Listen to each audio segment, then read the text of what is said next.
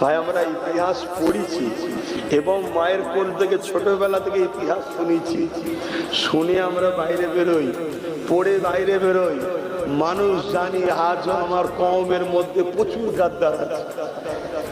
এরপরও কিন্তু আমরা হকের পক্ষে কথা বলি, এরপরও আমরা মানুষকে বিশ্বাস রেখে তার সাথে মিশি, শুনছেন তো নাকি?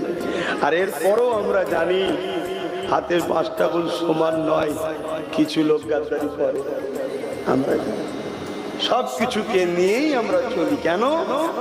আমার ইমাম পাকের সঙ্গে যদি ধোঁকা হতে পারে, আমি তো কোথাকার আমার সঙ্গে হবে না, হতে পারে।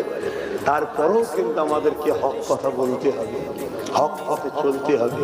কেন? আমাদের পরীক্ষা এটা দুনিয়া সম্পূর্ণটা পরীক্ষা। কি ফায়সালা ওটা আল্লাহর পক্ষ থেকে হবে। আমাদের ইরাদা থাকবে আমি হকের পক্ষে থাকবো।